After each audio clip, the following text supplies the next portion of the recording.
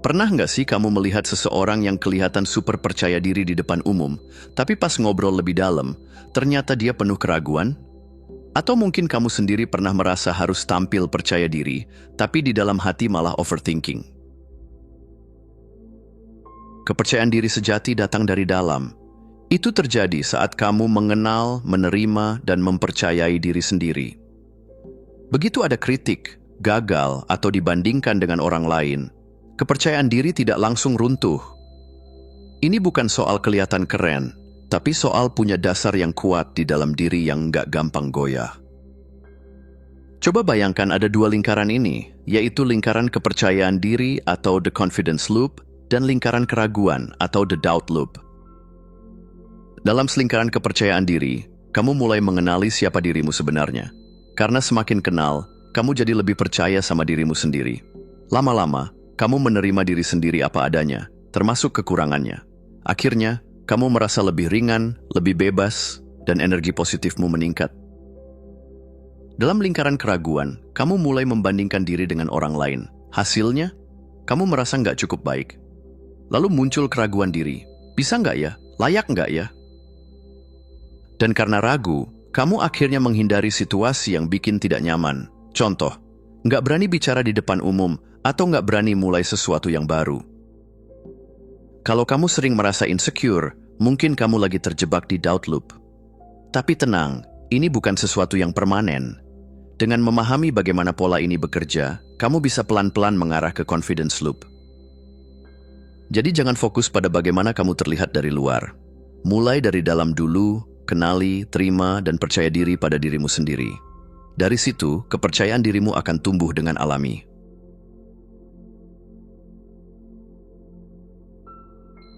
Kamu pernah nggak sih merasa nggak percaya diri dalam suatu hal? Bukan karena kamu nggak mampu, tapi karena kamu tahu kamu belum benar-benar jalanin hal itu. Misalnya, ada seseorang yang ingin kelihatan jago ngomong soal hidup sehat, tapi diam-diam tiap malam masih ngemil gorengan sambil binge watching. Atau seseorang yang pengen kelihatan disiplin, tapi tiap pagi selalu menunda alarm 5 kali. Nah, kepercayaan diri bisa turun gara-gara hal kayak gini. Kepercayaan diri bukan cuma tentang kelihatan yakin, tapi tentang tahu bahwa kamu memang layak percaya diri. Kalau kamu konsisten dengan apa yang kamu katakan dan lakukan, rasa percaya diri akan muncul secara alami. Bayangin gini, kalau kamu punya teman yang sering janji tapi nggak pernah nepatin, lama-lama kamu pasti malas percaya sama dia kan? Nah, hal yang sama berlaku buat diri kamu sendiri. Kalau kamu sering janji ke diri sendiri tapi nggak menepati, misalnya, janji mau mulai olahraga, tapi besoknya malas dan nggak jadi. Tanpa sadar kamu bikin dirimu sendiri ragu sama kemampuanmu. Sebaliknya, kalau kamu terus berkomitmen dengan apa yang kamu lakukan, meskipun kecil, lama-lama kamu akan merasa lebih percaya diri. Ada tantangan terkenal namanya 75 Hard Challenge yang dibuat oleh Andy Frisella. Intinya, selama 75 hari, peserta harus melakukan serangkaian kebiasaan sehat tanpa boleh bolos. Yang menarik, orang-orang yang menyelesaikan tantangan ini bukan hanya merasa lebih fit secara fisik, tapi mereka juga merasa lebih percaya diri. Kenapa? Karena mereka berhasil membuktikan ke diri sendiri bahwa mereka bisa menjalankan sesuatu dengan komitmen penuh. Bukan soal six-pack atau diet ketat, tapi soal, gue bilang gue bakal lakuin ini, dan gue benar-benar lakuin. Berikut cara membangun kepercayaan diri dengan konsistensi. 1. Mulai dari tujuan kecil yang bisa dicapai. Jangan langsung pasang target, gue harus jadi CEO dalam 6 bulan. Mulai dari kebiasaan kecil yang bisa kamu lakukan tiap hari. 2. Fokus pada proses, bukan hasil instan. Kalau kamu pengen jadi penulis, jangan mikirin harus bikin buku bestseller dulu. Mulai aja dari kebiasaan menulis setiap hari. 3. Jaga janji ke diri sendiri. Kalau kamu bilang mau olahraga 10 menit tiap hari, lakukan. Kalau kamu bilang mau baca buku sebelum tidur, lakukan. Ini bukan soal besar atau kecilnya janji, tapi soal membangun rasa percaya terhadap diri sendiri. Intinya, kepercayaan diri bukan datang dari motivasi, tapi dari konsistensi dan komitmen. Kamu nggak perlu jadi sempurna. Kamu cuma perlu terus melakukan apa yang kamu bilang akan kamu lakukan. Dan dari situlah, kepercayaan dirimu akan tumbuh dengan kuat.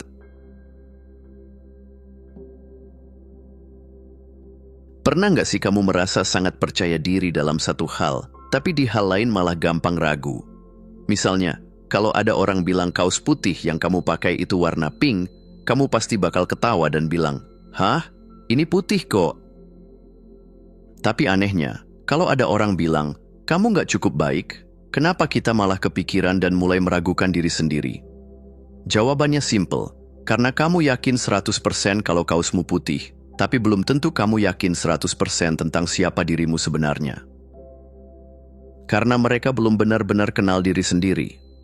Kalau kamu nggak punya gambaran yang jelas tentang siapa kamu, maka pendapat orang lain bisa gampang banget memengaruhi kamu. Hari ini ada yang muji, kamu semangat. Besok ada yang nyinyir, kamu langsung down. Tapi kalau kamu udah paham siapa dirimu, nilai-nilai yang kamu pegang, dan apa yang kamu mau dalam hidup, omongan orang lain jadi kayak angin lewat. Kamu nggak akan gampang goyah, karena kamu tahu kebenaran tentang dirimu sendiri. Berikut cara untuk lebih mengenal diri sendiri. 1. Tulis kisah hidupmu. Coba deh ambil jurnal dan buat garis waktu hidup kamu. Tulis peristiwa penting, pengalaman yang membentukmu, dan pelajaran yang kamu ambil. Dari sini, kamu bisa mulai melihat pola dan memahami bagaimana kamu berkembang sebagai individu. 2. Tanya ke diri sendiri. Apa yang sebenarnya aku inginkan? Banyak orang mengejar sesuatu bukan karena mereka benar-benar menginginkannya, tapi karena mereka diajari bahwa itu harus. Punya karir keren, punya pasangan sempurna, jadi kaya raya. Tapi apakah itu benar-benar keinginanmu atau cuma standar yang ditanamkan lingkungan? 3. Perhatikan momen ketika kamu merasa paling hidup. Kapan kamu merasa paling bahagia dan penuh energi? Saat menulis, saat berbicara di depan orang, saat membantu teman. Jawaban dari pertanyaan ini bisa jadi petunjuk tentang siapa dirimu sebenarnya. 4. Kurangi aktivitas media sosial yang bikin kamu membandingkan diri. Media sosial seringkali bikin kita merasa kurang karena kita terus melihat versi terbaik dari hidup orang lain. Coba batasi dan gunakan waktu itu untuk lebih fokus pada diri sendiri. Ketika kamu benar-benar mengenal diri sendiri, kamu nggak butuh validasi dari orang lain. Kamu tetap bisa menerima kritik dengan bijak tanpa merasa direndahkan.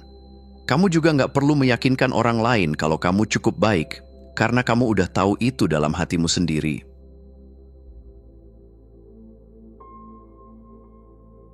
Pernah nggak sih kamu kepikiran hal-hal buruk yang mungkin terjadi, terus malah jadi overthinking sendiri? Misalnya, sebelum presentasi, kamu mulai mikir, gimana kalau aku lupa materi? Gimana kalau mereka nggak suka? Gimana kalau aku diketawain? Akhirnya, kamu malah makin gugup dan makin nggak percaya diri. Tapi coba pikirin ini, berapa kali skenario terburuk yang kamu bayangkan benar-benar terjadi? Biasanya sih, hampir nggak pernah. Kenapa ketakutan itu kuat banget? Karena otak kita lebih suka bermain aman.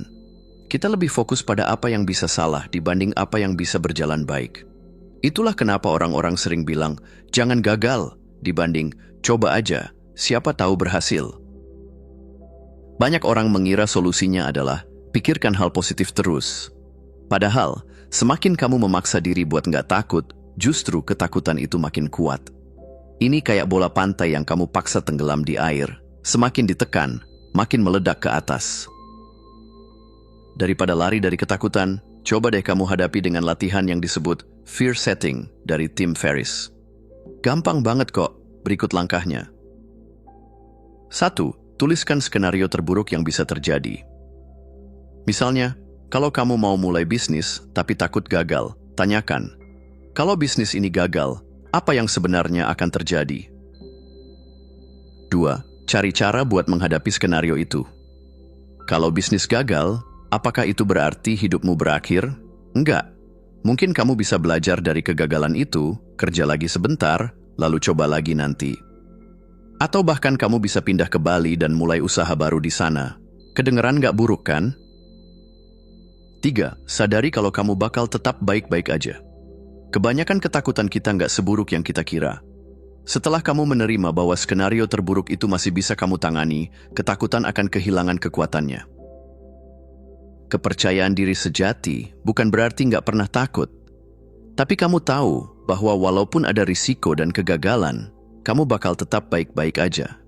Kamu nggak lagi membiarkan rasa takut mengontrol hidupmu.